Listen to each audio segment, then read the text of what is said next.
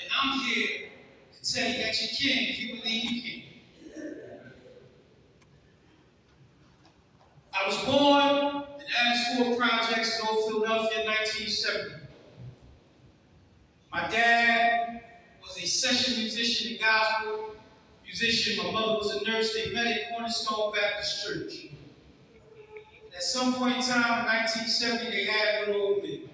I grew up in the roughest part, one of the roughest parts of the city of Philadelphia.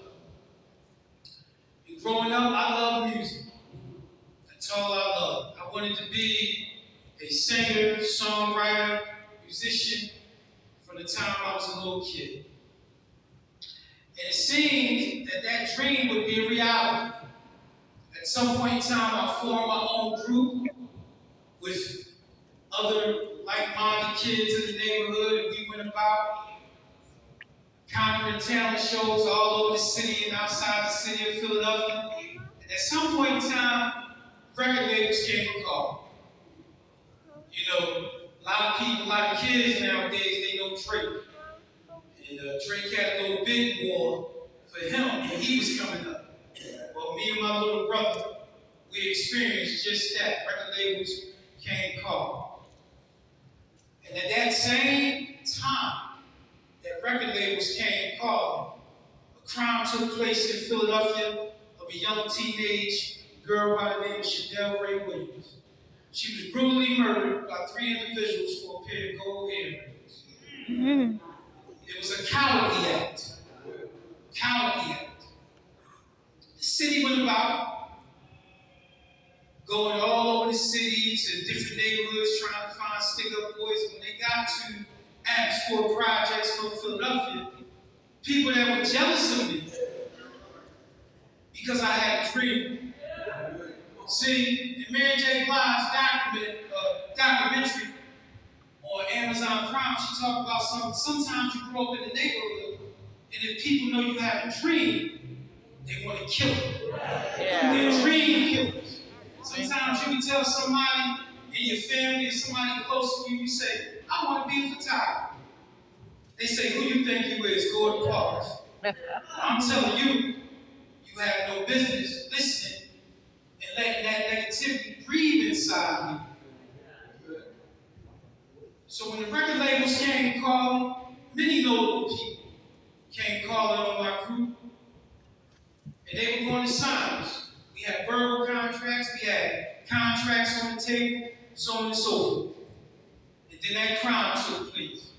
And those same individuals who had green eyes lied on me and stole my life away. But they also destroyed my family, the other members of the group family, and corrupt police officers by the name of Frank Destrimsky. See, I call names. I don't do the name. I don't do that. I say names. Detective Frank Destrimsky, Manuel Santiago, and Roger King. At the click of your phone, you can look on Google and see what these men did to me, and that they were evil, pure evil, and corrupt. In fact, they're going, Manuel Santiago and Detective Frank Destrimsky are going to trial in 2024. Amen. Right? Yeah. So they say that the perpetrator was 6 foot tall, dark skin complexion, and weighed 200 pounds.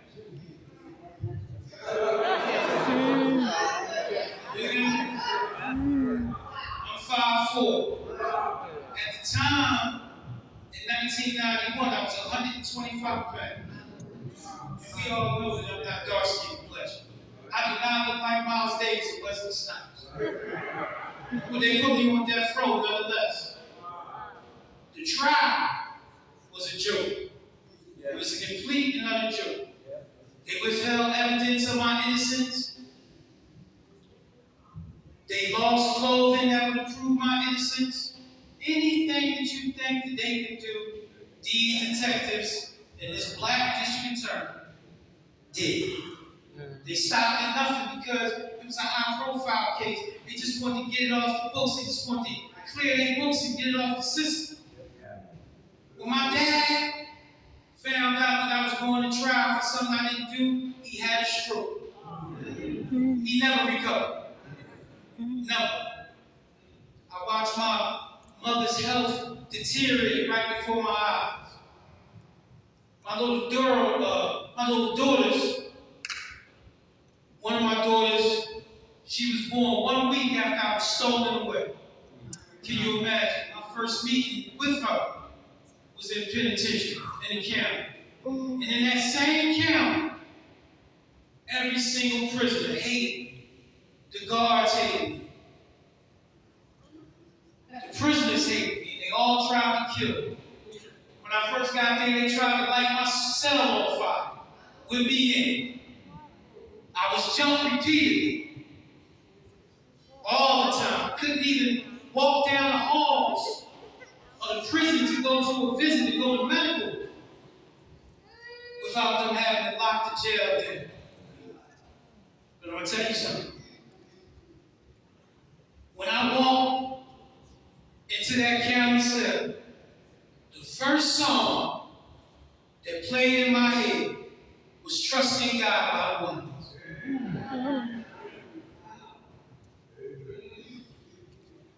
Trusting God by the Wonders. The song says, even when we don't understand, and it seems our world just falls apart, just look up. Tomorrow's sun, it'll let you know your life's not dead. Just look around. Love's pouring down. Trusting God. That came from my mother. That came from my father. That came from my godmothers that brought me up in the church, that reared me and instilled that faith into me. And I clinged to it. I held on to it because that's all I had.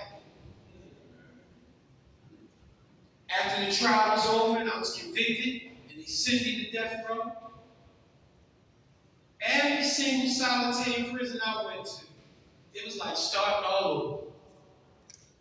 Jumped, beatings, anything that you can imagine, I suffered and I went through. I'm only here because I fought back.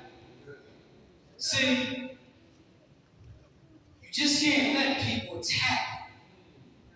You gotta fight back. I wasn't no coward up in there. And I don't say that, say I'm no tough dude or nothing like that. I say that I held my own even though I lost those battles when I was being jumped.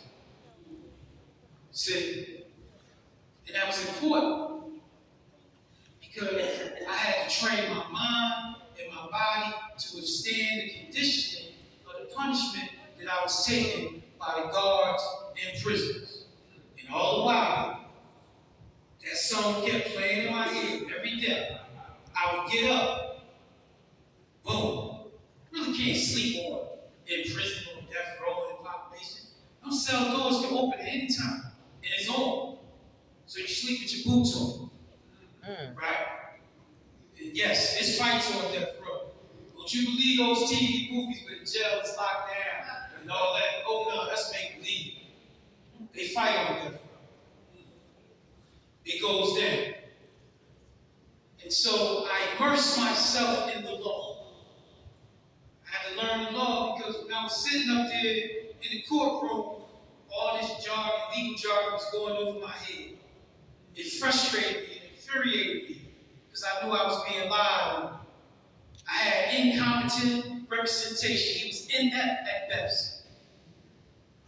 Didn't do his job, but the city had all the manpower to bury the truth, and that's what they did. They threatened witnesses. They did whatever they had to do to put me on death row. Every appeal from the Supreme Court to another court, it was all lies. And I was buried up under those lies. But that one song kept playing in my head, Trusting God by the Wonders. I learned the law. I eventually got good lawyers. And there were some other songs that played in my head, and I'm going to tell you what they is. so you can truly understand where I was at in life and everything that I went through. So Trusting God was the first song. Dear Lord by John Coltrane was the second song. Then it became Bruce Springsteen Glory Days, right? I'm thinking about when I was home, thinking about, when I was happy. Then it was Stevie Wonder, If It's Magic, right? Then it was Whitney Houston, Where the Broken Hearts Go. Then it was Fleetwood Mac, Don't Stop. I'm going to tell you, after that last song played, I got up, I prayed, and I started working on law work every single day, working on the Justice for Jimmy campaign. The Justice for Jimmy campaign wound up going all around the world. I had a team of everyday people like y'all, fighting for my innocence, supporting my innocence. They were in Canada, Germany, France, Scotland, you name it, I was there. Australia. You'll find articles online of me in Italy, newspapers, Australia, everywhere, Netherlands, in America. All this I did from a death row cell with faith. I couldn't rely on lawyers, so anytime somebody would write me, I would tell them the truth. But what happened to me?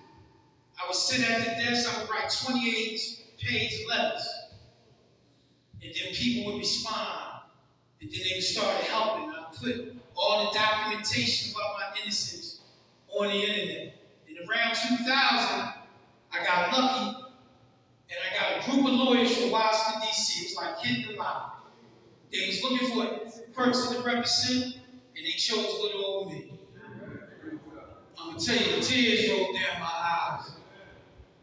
Because I heard, hold on, the change is coming. Don't you worry about the thing. Right? It's 2000. My dad is sick.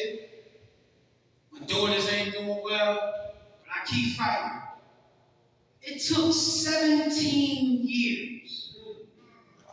17 years of those lawyers coming in 2000 before I would be released. But I'm going to go back. There was a judge by the name of Anita Brewer. It seemed like all the odds were stacked against me. Can you imagine if you wait to get to your federal appeals to where you think you're going to have a fair trial or fair appeal, and then you get the friend of the district attorney as your judge who puts you in prison for something you didn't do? Oh, I smell sun. Now, meanwhile, back in range, let me come down here. I survived 2 execution wars. Do y'all know what that is? Let me tell you what it is.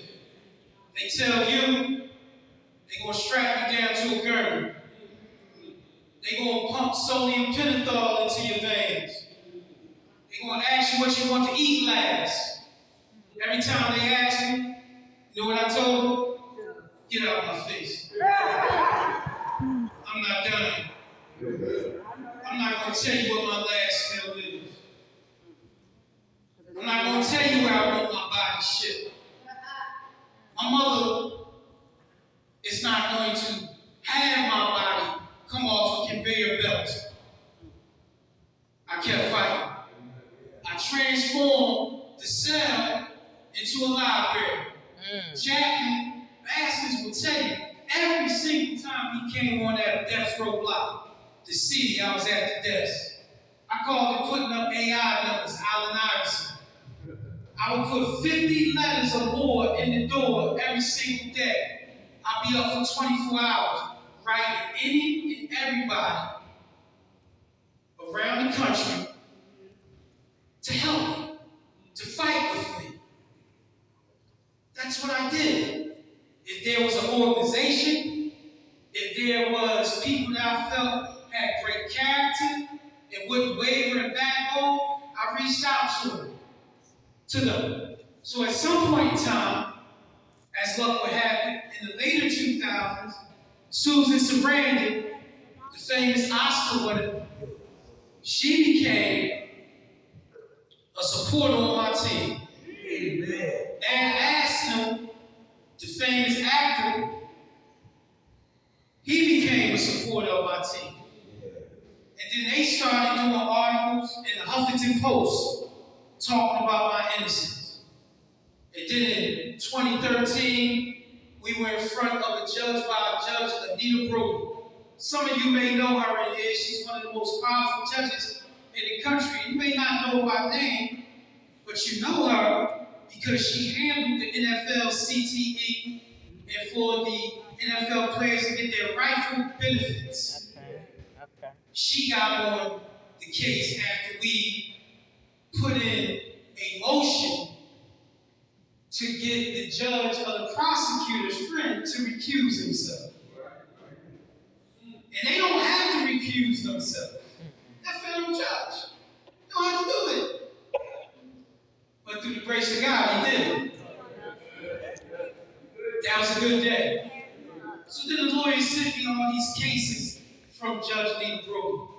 Oh man, I had my doubts. She was a Republican. I ain't lying to you, I'm just telling you how I feel. She's a Republican. It doesn't matter if Dr. King was Republican, we know the party changed over. Okay? All right? She was appointed by President Bush. I had my doubts. I started going through hundreds of cases. I found one case, and I realized that she was going to do the right thing. Now, all these years, from 1991 to 2013, all I wanted was somebody to hear me, to believe in my innocence, to see me. And then it happened. August 21st, 2013, all of you can look it up on your phone. She wrote, James A. Dennis was wrongfully convicted in all probability for a crime he did not commit. Tears rolled down my eyes. I had to put up the towel to the cell door, put my face in the pillow. Lamar, no. Joe, no. Ain't no crying in prison. Your dad died, ain't no crying in prison. Your mom died, ain't no crying in prison. So I put my face in the pillow, and I cried. And when they asked me over the phone, because people were calling all over, media, so on and so forth, I told my mom to tell her God is moving in a beautiful way.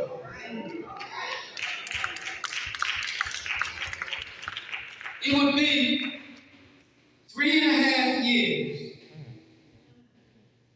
before I was let out. Wow. A corrupt district attorney by the name of Seth Williams, who wanted to represent everybody in Pennsylvania. He wanted to be a congressman. He wanted to ride off my reputation, my name, and in the backs of other black folk, black men. He had higher aspirations. So what did he do? He filed an appeal and took us to the Third Circuit Court of Pennsylvania, the highest court in Pennsylvania. Here goes more time out of my life. Let me tell you what was going on. My dad was dead, my mother's health had deteriorated, and my daughters had been through living hell. Excuse my language, it became suicide. Couldn't take it no more. Daddy ain't dead.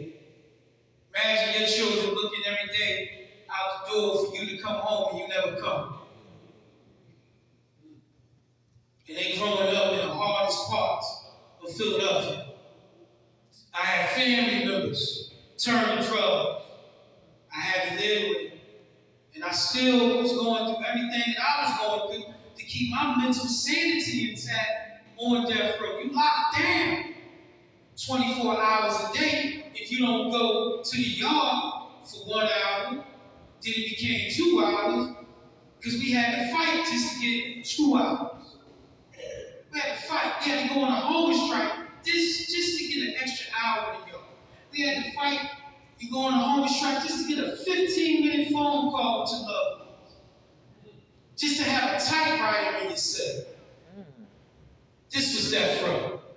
And I'm surrounded by racist, prejudiced guards. The food is unsanitary at SCI Green. No plastic inserts on these trays where you can see yesterday's and today's food on the tray. You wouldn't feed that to an animal. They don't even want to give you cleaning products for yourself. They want you to suffer. They want you to feel and know every inch of suffering. And all the while, I kept hearing them songs in my mind. And the first one was, trusting God. You see, no matter what you go through in life, no matter where you at in life, I'm telling you, if don't nobody else tell you, you can make it. And God, the Creator, He gonna be with you. He sits on high, He watches you, He looks at you. And all He wants you to do is just lean on Him just a little bit. You feel as though you can't talk to Him, you kidding yourself. Yes, you can. All you gotta do is open your mouth. So all you gotta do is open your mouth and tell Him what you're going through. What the old gospel hymn say, tell Him all about your problems. Yes. 2016, the Third Circuit, come back, they take away my new trial. They take it away from me. Devastating. It was 3 Republicans. These judges sat right there, twisted every word, twisted all the truth. And they hit me over the head. So I want you to understand something. Once I lost that appeal, I only had 1 appeal left to the U.S. Supreme Court. And y'all know what the U.S. Supreme Court is. You need to be saved? Y'all know who Clarence Thomas is. That's Combs City. See, I say it uncut raw. It's Combs City. What they do this year? Overturn Roe v. Wade. Why everybody wasn't looking? That's right.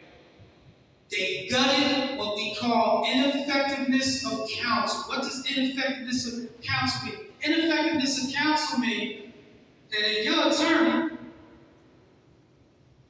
is drinking on the job, he sleep, you supposed to get an automatic new trial. But the way Trump done set it up is he made sure that that don't happen for Black and Latino and poor white people. That's what's going on. That's the truth. You can look it up yourself. It's a fact. So am I to go to the U.S. Supreme Court? No. I see the writing on the wall. I wouldn't be standing here right now. I'd be dead. So I told my lawyers, I said, I know it's a slight change, but I believe. I believe.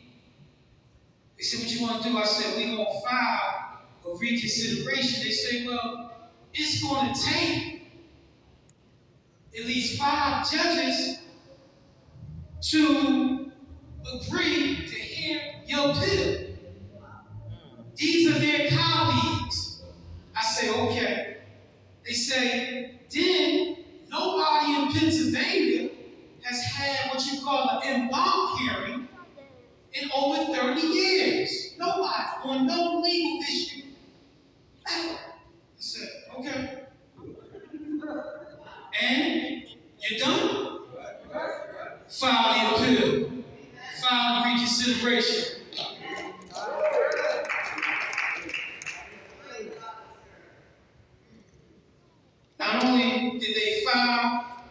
I got those votes that I needed from their colleagues. And then, that wasn't all. The colleagues said, listen, what y'all did to that young man is intellectually dishonest. We're going to restore his new trial. So everything that Judge Brody said was restored. And you can come before the entire panel of 13 judges. 6 months later, October of that year, we was right in front of him. Before my lawyers got on the train from Washington, D.C. to Philadelphia, I wrote him a legal letter. I gave him some songs. I said, y'all gotta listen to these songs before y'all go argue. They said, okay. Because at this point in time, we close. We like family. They would bring their kids to see me. Such an honor. I could call their house at night. That was love. God knew what I needed. He knew I needed a therapist outside of the Lord. So I was going to do it. That's why he sent Rev. See, I call him Rev, y'all call him Chapter Bastards. I call him Rev. That's my nickname for him.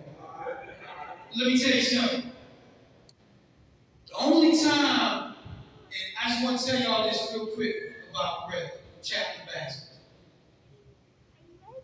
On death row, the counselors, the psych evaluation people, none of them come over to death row at all. The only time they come over death row is when somebody killed themselves or somebody dropped dead. I told Rev that when I first met him. He said, that ain't me. I said, I believe. Every single day, for years, he came over, he talked to me, he talked to all the brothers on death row. He ministered to them. Give a round of applause, please. That takes courage. That takes having no fear. And why am I telling you that? Because the guards will mess with him. They ain't like him over there. They ain't want him there talking to us. They would even try to strip search him. He would go through things. And we knew about it.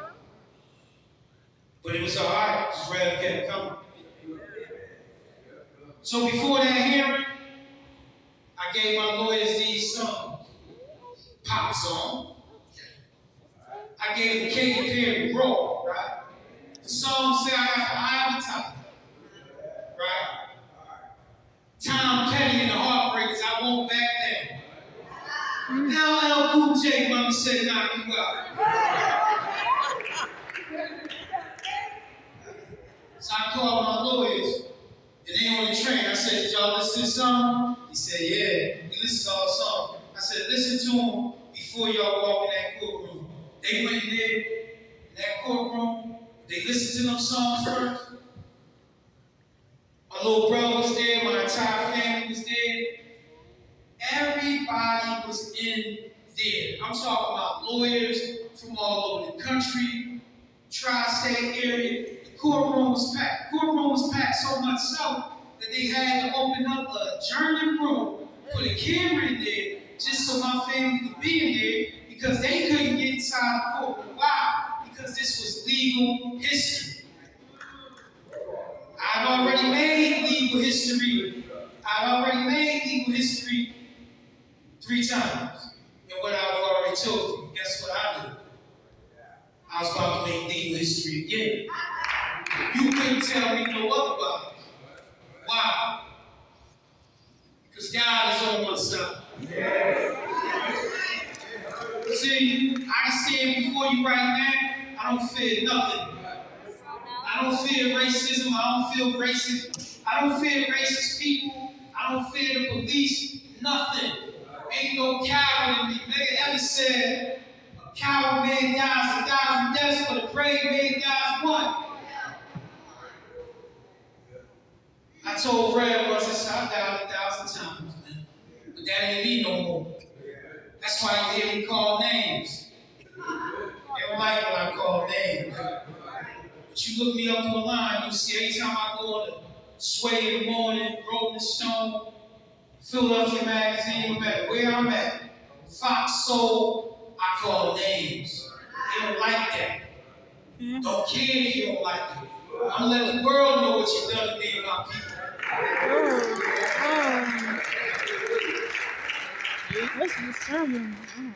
So you go to hearing, the hearing is over an hour. Those same 3 judges are sitting up there with the other 10 that voted against me. All I did was ask my lawyers what questions were asked. What did they talk about? How was the word framed? Once I got that, I let them finish saying what they were saying. I said, we good. He said, huh? I said, we good. He said, what is that? I said, we good. You done told me everything that they said.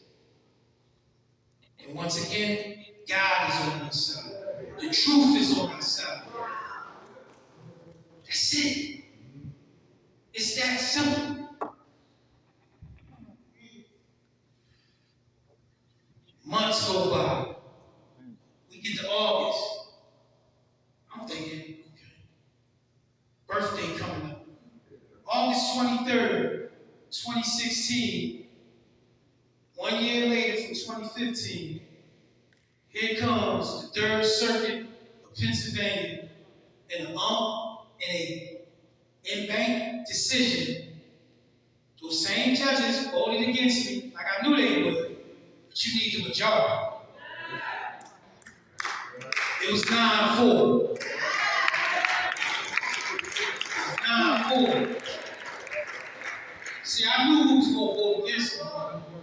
I knew that the racist ones was going to vote against me, so on and so forth. I knew that. That was okay. So I got the 9. So then, Seth Williams, the district attorney in Philadelphia, black man. Let me tell you something. To quote Public Enemy, to quote Chuck D, the poet Chuck D, every brother ain't a brother just because of skin color.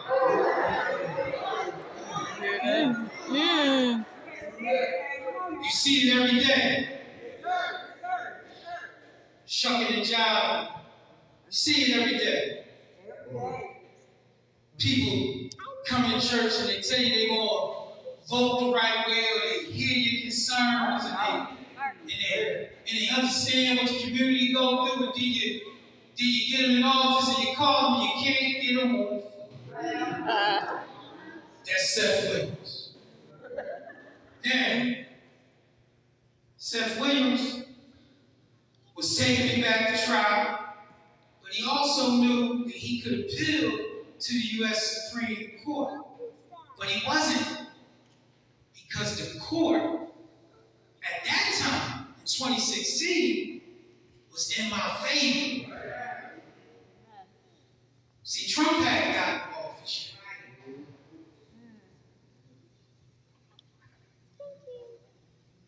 What happened? The election happened. Hillary Clinton lost. Trump got in office. And this man, within 24 hours, called my lawyers and said, we're going to appeal to the U.S. Supreme Court. That's the devil. That's the devil. That's evil. Well, the only thing they was thinking about was taking me back to trial and dropping all charges. Right? Articles was written that you can find online by David A. Love. Articles was written by other attorneys and journalists talking about, we elected Seth Williams and put him in office, and he has an innocent man in prison. I have no connection to these people. He has an innocent man in prison by the name of Jimmy Dennis. We need to get him out of office if he's not going to do right by Jimmy Dennis and his family.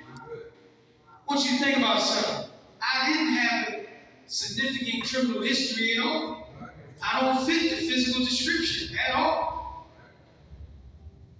Me and my dad paid for all my attorneys. I never had a court-appointed attorney. It wasn't that we was rich, but we was all right. Picture that. But they want you to believe, always want you to believe that this dude over here, she or he, is a modern day Jesse James. See, but even the story about Jesse James ain't true.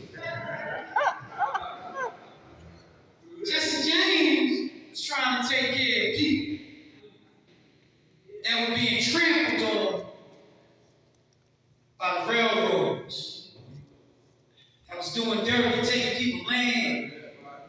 That's what he got an inkling, him and his brother. That's what that was about. But this is what they do. They change stories around all the time to suit their purpose. In Philadelphia, a young Latino brother just was killed by a cowardly police officer.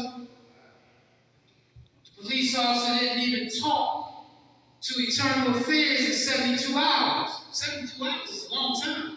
But I'm going to tell you what they do in 72 hours. They all sit there, they all get together, and they get their story together. That's what they do, Doc. They get their story together. Who needs 72 hours? Think about it. Oh, my. They said that the young man got out of the car and lunged at the police. It was a lie. Thank God for cameras everywhere. I wish they were around like that in 1991. They said the young man lunged at the police. He didn't. Got video footage that y'all can see online. He never got out the car. And the police officer killed him right in the car like a cow. This is what they do in Philadelphia. But this is what they do in Pittsburgh, Chicago, Dallas, Florida, LA, New York, Charlotte, everywhere. Y'all know Breonna Taylor. Y'all know George Floyd. Y'all know Trayvon. This is what they do. So in the 25th hour, when Seth Williams said that he was appealing to the U.S. Supreme Court, unless me and my family try to meet him halfway on the deal, understanding and knowing that if I go to the U.S. Supreme Court now that Trump up there, I'm a die. Agonizing decision. My lawyers come to me and they say, you lost your dad, we don't know how much time you got with your dad. With your mother. I said, all right. So my daughters, ones that I mentioned to you earlier, they put me on the phone with them. They say, Daddy, you have nothing else to prove. You don't prove your innocence. Everybody in the country know you're innocent. Your case, the cases I'm telling you about are the legal standing in the country. That means anytime you see innocent people coming home today, yesterday, or tomorrow, it's a good chance.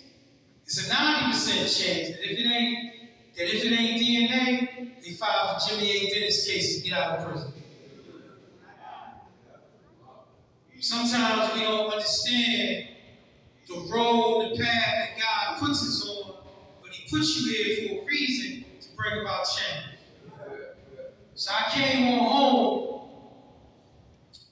in 2017, May 13th, 2017. Before I came home, Rev seen me, we had counsel. He used to bring me over to his office. I used to talk to him. I was feeling some kind of way about what they'd done to me. Not gonna lie to you. Feeling some kind of way. You would too. Right? Did me dirty, did me wrong. And then I realized some years later place that the Creator had put me in, He put me in that place to create havoc and to create positive change for my people. What do I mean by that? I get phone calls from all over the country, from California, Wisconsin, so on and so forth, of men and women who didn't see a way out, who didn't think they had a way out. But that James A. Dennis case came along from 2016, fixing what we call Brady. Brady is a violation to where is the police and district attorney have to turn over every single document that is in a legal case. They do not get to choose, as Cedric the Entertainer would say, willy-nilly, about what they want to turn over. And so, for over 30 some odd years, the police and the district attorney's office came up with something called due diligence that doesn't even exist in the law, putting the onus on the defense attorney. It was a lie. I fixed it. Me and my lawyers fixed it. When people told me that I couldn't do X, Y, and Z, or I wasn't going to bring about change, grab a tape. I'll be on the door telling them, I don't agree with you. That ain't going to happen. That ain't right. And I was right. They were wrong. And all the while, those same songs kept playing in my head over and over again like Groundhog Day. Right? But I never wavered in my faith and belief in God that the truth was going to come out. It did. Did it take 25 years? It's okay. I think Job's plight was a little longer, was it not? He suffered longer. So who am I? Who am I to question the Creator? Who am I? And when I was coming home, everybody was telling me, listen, man, it's too late at the age of 47 to be an R&B singer. It's too late for you to live out your dreams and be whatever you want to be. I said, no. I said, okay. That's how you feel. That's how you feel. That's your opinion.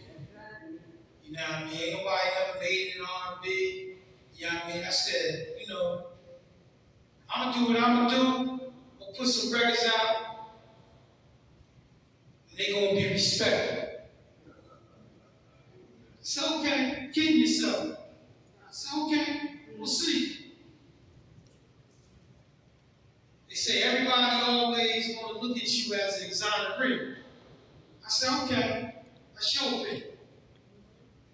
I'm standing here and telling you right now, if today you decide to go back to college and get your GED, do it. Do it. Do it. Don't let nobody steal your dream. Don't allow people to tell you what you can and cannot be, because they're scared to go after their dreams. They're scared and they're projecting their fears on you.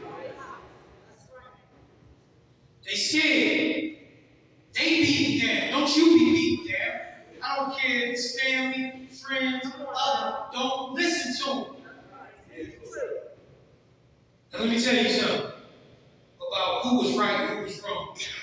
When you Google my name, the first thing it says is Jimmy Dennis, R&B singer, musician.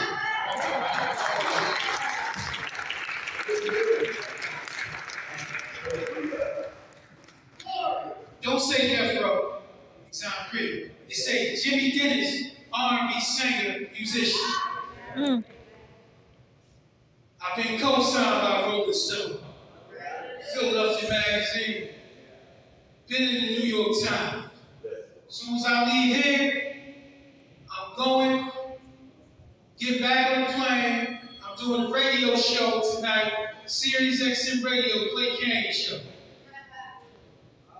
Been on Sway in the morning. Never had my song played. I didn't expect Sway to play my song. Sway said, "You ever had your song played on the radio, Jim?" I said, "No." Sway said, "Here you go. See if y'all like it." Phone lines lit up. When you look up, when you go on YouTube and you look up R&B songs that people love, Lil Birdie told me I'm up in there with some of the greats. Why am I telling you that? I'm telling you that because once again, I believed in myself. I believed in the Creator. I persevered. I kept my faith. I didn't allow nobody, upon nobody, to steal my dream away from me. I'm telling you, don't you either. I'm also telling you that no matter what place you are at in life, that you can overcome, you can persevere. You can make it. Just have a little faith. Just lean into him a little bit. Talk to him. What the old guys for him say, tell him all about your problem. That's all you gotta do. Right. It's that simple. Just a little talk. It's that simple. Thank you for having me. I appreciate you. Y'all go forward and be great.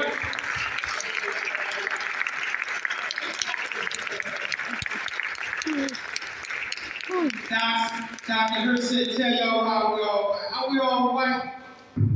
You'll see me in all white wherever I'm at. And I wear all white because white represents innocent. And I wear it for my brothers and sisters that are still in prison. And so when I wear all white, I'm repping all of them. Right? When I show up to a courtroom hearing, the judge says, why everybody down in all white?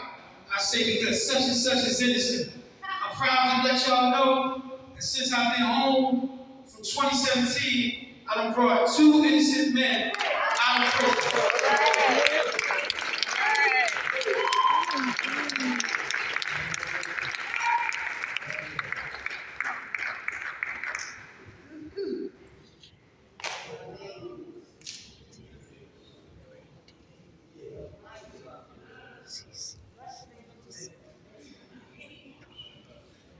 Thank you, Brother Mr. Dennis. Thank you so much for that powerful presentation and for standing strong for all of those years. And nobody but God preserved you and brought you out. I'm only going to ask Brother Dennis that we take 2 Q&A. Okay? Because he's got a plane to catch, and we don't want him to be late. But we said we'll take, if there's 2 individuals, you have a question for Mr. Dennis, he's gonna respond to that question now. Okay? Does anybody who have a question? Okay. Yes, brother. How's your mom? My mom's health isn't well, but I'll say this. Sometimes we gotta be grateful for the blessings that we get. I've been able to spend 6 years with my mom.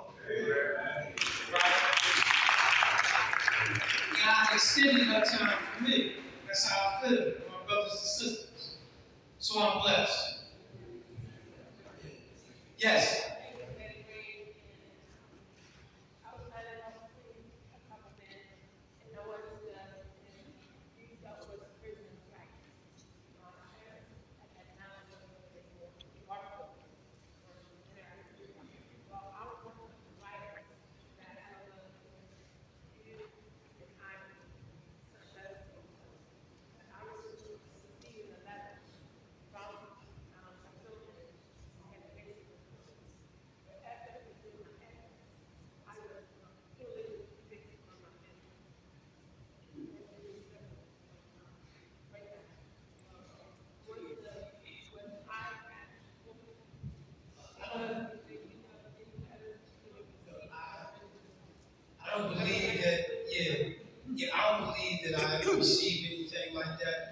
It's been quite some years, but if you're still advocating for prisoners' rights, there's organizations and there are people. If you reach out to me on Facebook or Instagram, I could possibly try to link you with people that could possibly help you in this in this area. I know of a woman that works for Pittsburgh Prison Society, and she goes into prisons and try to advocate for prisoners' rights. So, anybody want to read? Yeah, sorry, sister.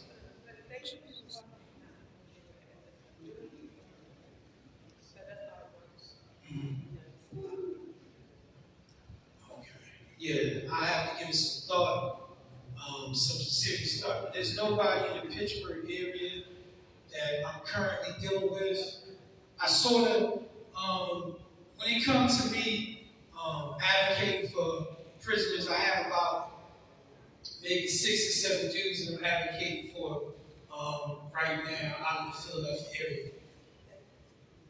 Yes, sister.